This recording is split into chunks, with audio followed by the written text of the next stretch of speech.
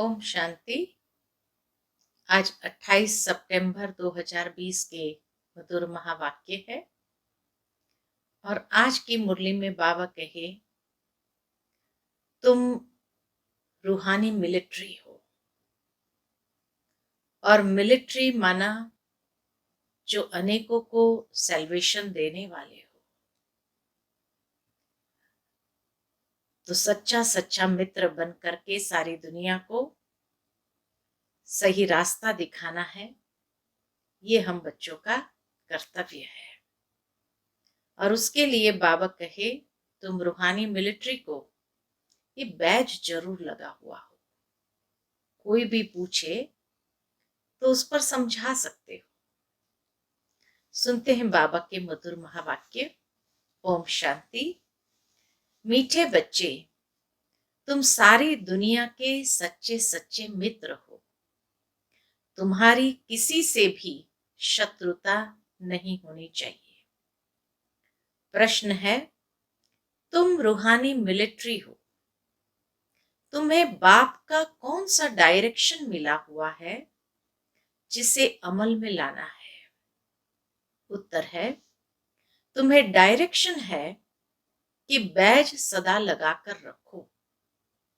कोई भी पूछे ये क्या है, तुम कौन हो, तो बोलो, हम है सारी दुनिया से काम की अग्नि को बुझाने वाले फायर ब्रिगेड। इस समय सारी दुनिया में काम अग्नि लगी हुई है। हम सबको संदेश देते हैं, अब पवित्र बनो, दैवी गुण धारण करो, तो बेड़ा पार हो जाएगा। ओम शांति।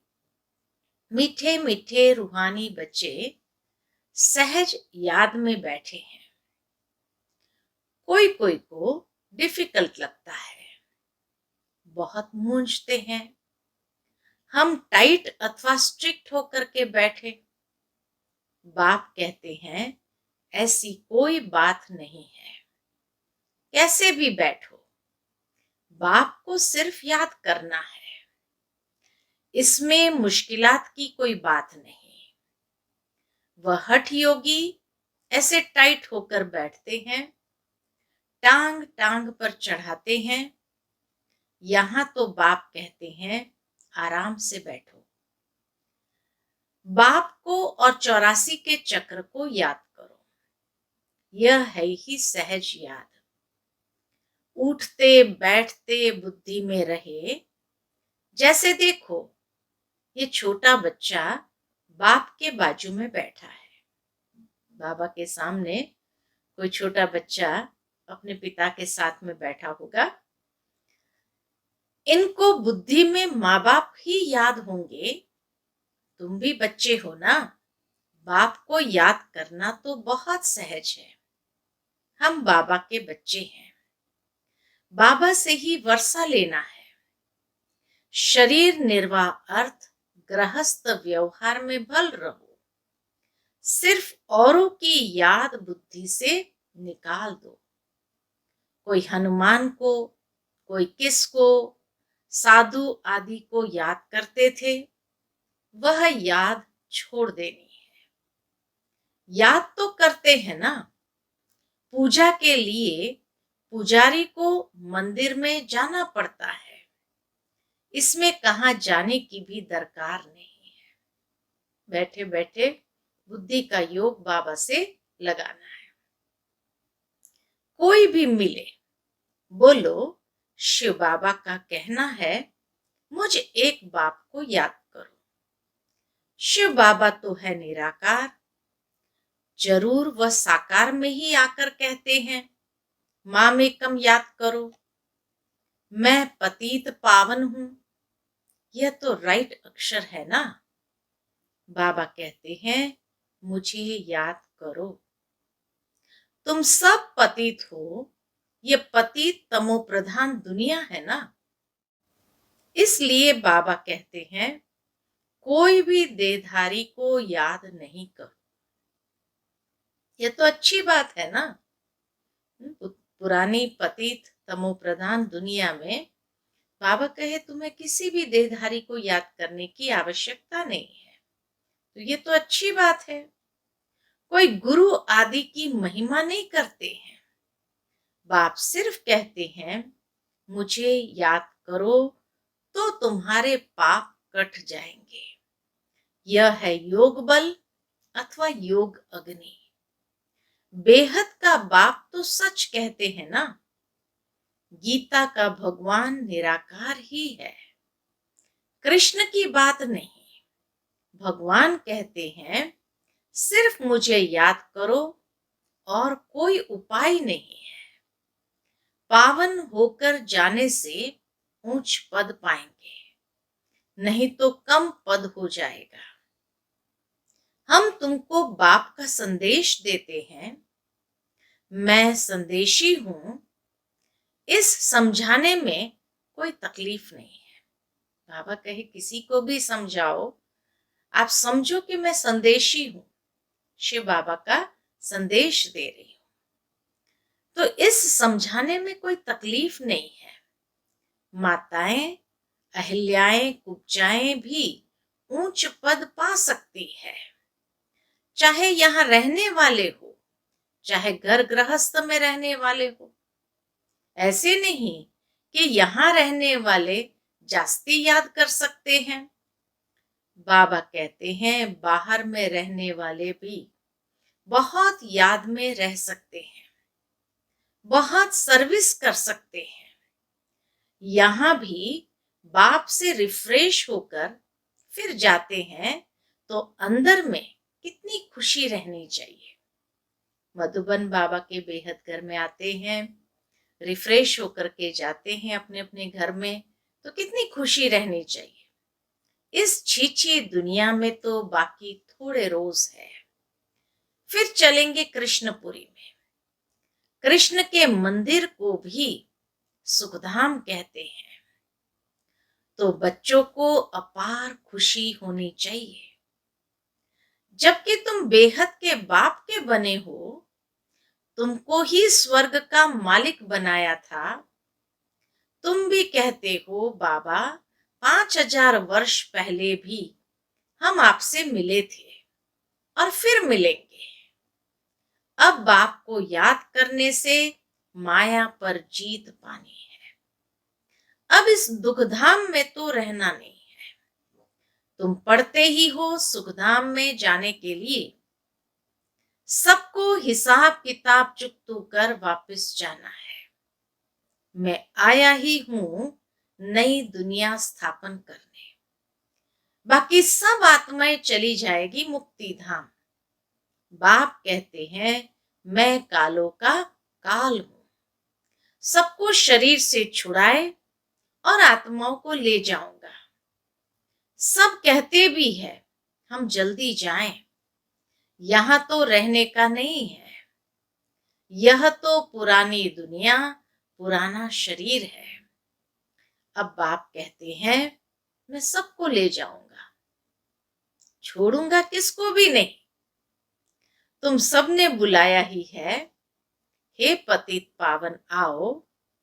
बल याद करते रहते हैं, परंतु अर्थ कुछ भी नहीं समझते हैं। पतित पावन की कितनी धुन लगाते हैं, फिर कहते हैं रघुपति राघव राजा राम। अब शिव बाबा तो राजा बनते नहीं, राजाई करते नहीं, उनको राजा राम कहना रॉन्ग हो गया। शिव बाबा तो न राजाई करते न राजा बनते हैं, तो उनको राजा राम कहना रॉन्ग है। माला जब सिमरते हैं तो राम राम कहते हैं, उसमें भगवान की याद आती है। भगवान तो है ही शिव। मनुष्य के नाम बहुत रख दिए हैं। कृष्ण को भी श्याम सुंदर, वैकुंठनाथ, मक्खन चोर आदि आदि बहुत नाम देते हैं। तुम अभी कृष्ण को मक्खन चोर कहेंगे? बाबा कहे तुम कृष्ण को मक्खन चोर कहेंगे? बिल्कुल नहीं। तुम अभी समझते हो भगवान तो एक निराकार है, कोई भी देहधारी को भगवान कह नहीं सकते, ब्रह्मा विष्णु शंकर को भी नहीं कह सकते, तो फिर मनुष्य अपने को भगवान कैसे कह सकते। वैजयंती माला सिर्फ 108 की गाई जाती है। शिव बाबा ने स्वर्ग स्थापन किया, उनके यह मालिक है। जरूर उससे पहले उन्होंने यह पुरुषार्थ किया होगा। उसको कहा जाता है कलयुग अंत, सतयुग आदि का संगम युग। पुरुषार्थ कब किया होगा? तो बाबा कहे कलयुग अंत, सतयुग आदि का संगम युग। यह है कल्प का संगम युग। मनुष्य ने फिर युगे युगे कह दिया है। अवतार नाम भी भूल, फिर उनको ठिक्कर बित्तर में कण कण में कह दिया है। पहले तो युगे युगे कहा, अर्थात 4 युग में 4 बार अगर कहे तो 4 बार अवतार लेना चाहिए। फिर अवतार नाम भी भूल करके उनको 10 अवतार दिखाए, फिर 24 अवतार दिखाए, फिर ठिक्कर बित्तर कण कण में कह दिया। यह भी है ड्रामा। जो बात पास्ट हो जाती है उसको कहा जाता है ड्रामा। कोई से झगड़ा आदि हुआ, पास हुआ, उनका चिंतन नहीं करना है। अच्छा, कोई ने कम जास्ती बोला, तुम उनको भूल जाओ। कल्प पहले भी ऐसे बोला था। याद रहने से फिर बिगड़ते रहेंगे। वह बात फिर कभी बोलो भी नहीं।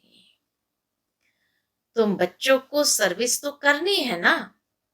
सर्विस में कोई विघ्न नहीं पड़ना चाहिए। सर्विस में कमजोरी नहीं दिखानी चाहिए। शिव बाबा की सर्विस है ना, उनमें कभी जरा भी ना नहीं करना चाहिए।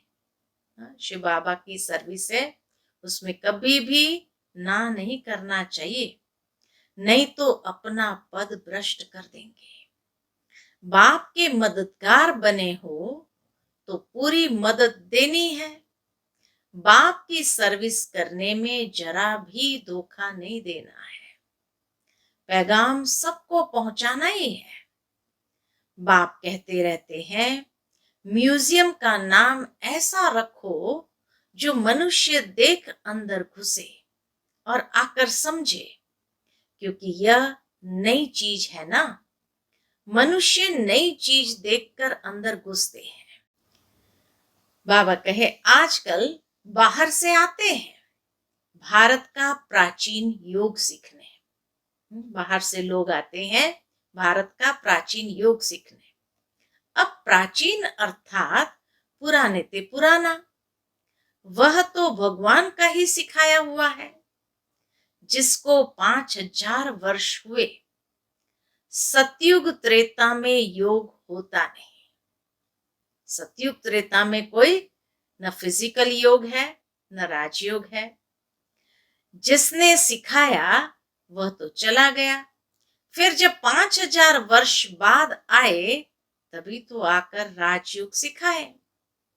5000 साल पहले शिव बाबा ने सिखाया था, फिर वो तो चला गया, तो सतयुग त्रेता में कोई योग नहीं।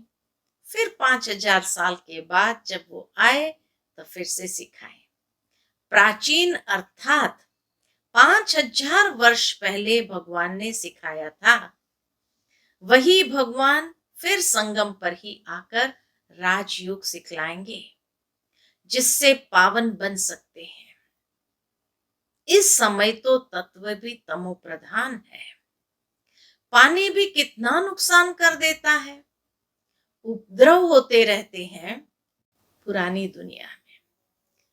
बाबा कहे पुरानी दुनिया है तो पुरानी दुनिया में तो उपद्रव होते रहते हैं। सतयुग में उपद्रव की बात ही नहीं है। वहां तो प्रकृति दासी बन जाती है। यहाँ प्रकृति दुश्मन बनकर दुख देती है। इन लक्ष्मी नारायण के राज्य में दुख की बात ही नहीं थी। सतयुग था, अभी फिर वह स्थापन हो रहा है।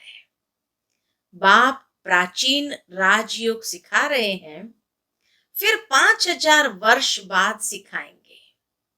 जिसका पाठ है वही बजाएंगे। बेहद का बाप भी पाठ बजा रहे हैं। बाप कहते हैं, मैं इनमें प्रवेश कर स्थापना कर चला जाता हूं। हाहाकार के बाद फिर जय जयकार हो जाती है। पुरानी दुनिया खत्म हो जाएगी। इन लक्ष्मी नारायण का राज्य था तो पुरानी दुनिया नहीं थी। 5000 वर्ष की बात है, लाखों वर्ष की बात हो नहीं सकती। तो बाप कहते हैं, और सब बातों को छोड़ इस सर्विस में लग जाओ, अपना कल्याण करने। रूठ कर सेवा में धोखा नहीं देना चाहिए। कई बच्चे रूठ जाते तो फिर सेवा पर पहुंचते नहीं है। तो बाबा कहे, रूठ कर सर्विस में धोखा नहीं देना चाहिए। यह है ईश्वरीय सर्विस। माया के तूफान बहुत आएंगे, परंतु बाप की ईश्वरीय सर्विस में धोखा नहीं देना है। बाप सर्विस अर्थ डायरेक्शन तो देते रहते हैं। मित्र संबंधी आदि जो भी आए, सबके सच्चे मित्र तो तुम हो। तुम ब्रह्मा कुमार कुमारियां तो सारी दुनिया के मित्र हो, क्योंकि तुम बाप के मददगार हो। मित्रों में कोई शत्रुता नहीं होनी चाहिए। कोई भी बात निकले, बोलो शिव बाबा को याद करो। बाप की श्रीमत पर लग जाना है, नहीं तो अपना नुकसान कर देंगे। ट्रेन में तुम आते हो, वहां तो सब फ्री है, सर्विस का बहुत अच्छा चांस है। बैच तो बहुत अच्छी चीज है, हर एक को लगा कर रखना है। कोई पूछे आप कौन हो, तो बोलो हम है फायर ब्रिगेड। जैसे वह फायर ब्रिगेड होते हैं आग को बुझाने के लिए, तो इस समय सारी सृष्टि में काम अग्नि में सब जले हुए हैं। अब बाप कहते हैं, काम महाशत्रु पर जीत पहनो। बाप को याद करो, पवित्र बनो, दैवी गुण धारण करो तो बेड़ा पार है। यह बैज श्रीमत से ही तो बने हैं। ये बैज बाबा कहे श्रीमत से ही तो बने हैं। बहुत थोड़े बच्चे हैं जो बैज पर सर्विस करते हैं। बाबा मुरलियों में कितना समझाते रहते हैं, हर एक ब्राह्मण के पास यह बैज होना चाहिए। कोई भी मिले उनको इस पर समझाना है, यह है बाबा, इनको याद करना है। हम साकार की महिमा नहीं करते। सर्व का सदगति दाता एक ही निराकार बाप है, उनको याद करना है। याद के बल से ही तुम्हारे पाप कट जाएंगे, फिर अंत मते सुगति हो जाएगी। दुखधाम से छूट जाएंगे, फिर तुम विष्णुपुरी में आ जाएंगे। कितनी बड़ी खुशखबरी है। लिटरेचर भी दे सकते हो। बाबा सर्विस करने का तरीका बताता है, कहां कहां कैसे कैसे सर्विस कर सकते हैं। बोलो बाबा कहे लिटरेचर भी दे सकते हो। बोलो तुम गरीब हो तो फ्री दे सकते हैं। शाहूकारों को तो पैसा देना ही चाहिए, क्योंकि यह तो बहुत छपाने होते हैं। ये चीज ऐसी है जिससे तुम फकीर से विश्व का मालिक बन जाएंगे। समझानी तो मिलती रहती है। कोई भी धर्म वाला हो, बोलो वास्तव में तुम आत्मा हो। अपने को आत्मा समझ बाप को याद करो। अब विनाश सामने खड़ा है, ये दुनिया बदलने वाली है। शिव बाबा को याद करेंगे तो विष्णुपुरी में आ जाएंगे। बोलो, यह आपको करोड़ों पद्मों की चीज देते हैं। बाबा ने कितना समझाया है, बैज पर सर्विस करनी है, परंतु बैज लगाते नहीं है। कई बच्चे बाबा कहते बैज लगाते नहीं है। क्यों नहीं लगाते? लज्जा आती है। ब्राह्मणियां जो पार्टी लेकर आती है अथवा कहाँ ऑफिस आदि में अकेली जाती है, तो ये बैज जरूर लगा रहना चाहिए।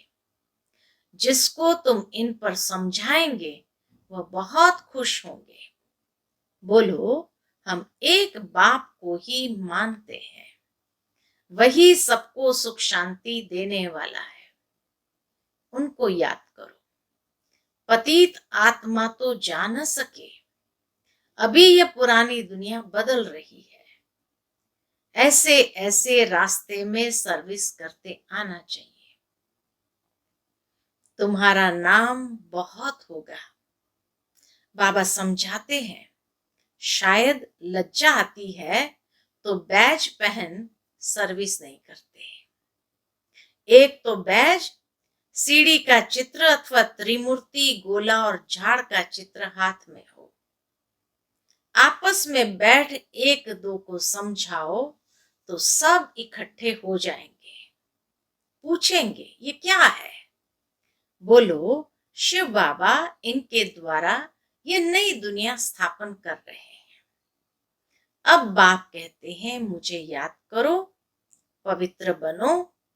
अपवित्र तो वापस जा नहीं सकेंगे।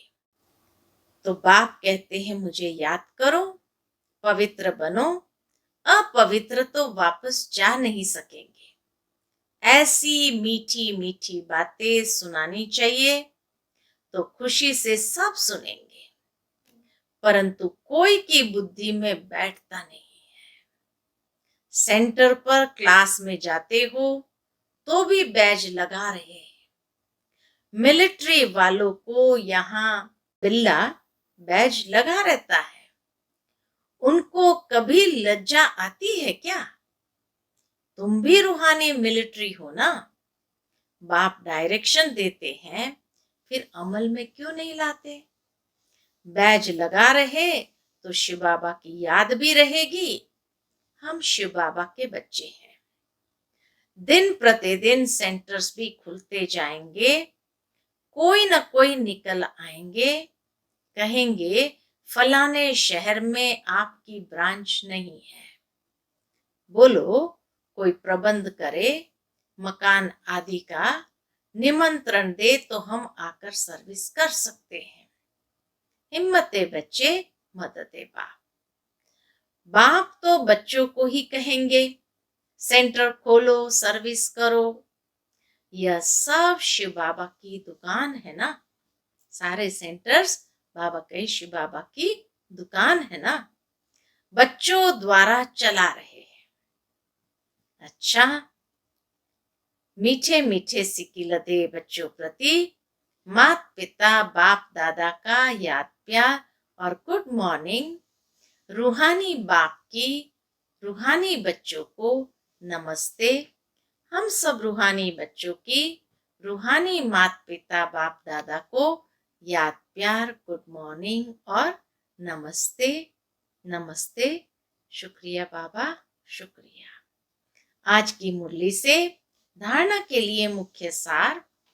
पहली पॉइंट, कभी आपस में रूठ कर सर्विस में धोखा नहीं देना है।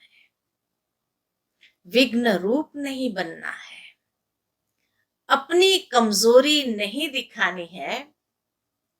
बाप का पूरा पूरा मददगार बनना है।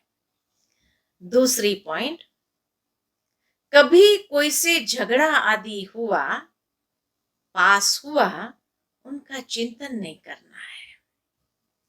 कोई ने कम जास्ती बोला, तुम उनको भूल जाओ। कल्प पहले भी ऐसे बोला था, वह बात फिर कभी बोलो भी नहीं। आज की मुरली का मीठा वरदान, बीती हुई बातों को रहमदिल बन समाने वाले शुभ चिंतक भव। बीती हुई बातों को रहमदिल बन, समाने वाले शुभ चिंतक भव। यदि किसी की बीती हुई कमजोरी की बातें कोई सुनाए तो शुभ भावना से किनारा कर लो। व्यर्थ चिंतन या कमजोरी की बातें आपस में नहीं चलनी चाहिए। बीती हुई बातों को रहमदिल बनकर संभालो। समाकर शुभ भावना से उस आत्मा के प्रति मनसा सेवा करते रहो। भले संस्कारों के वश कोई उल्टा कहता, करता या सुनता है तो उसे परिवर्तन करो। 1 से 2 तक, 2 से 3 तक ऐसे व्यर्थ बातों की माला न हो जाए, ऐसा अटेंशन रखना अर्थात शुभ चिंतक बनना। आज का स्लोगन है, संतुष्ट मणि बनो, संतुष्ट मणि बनो तो प्रभु प्रिय, लोकप्रिय और स्वयं प्रिय बन जाएंगे। संतुष्ट मणि बनो तो प्रभु प्रिय, लोकप्रिय और स्वयं प्रिय बन जाएंगे। अच्छा, ओम शांति।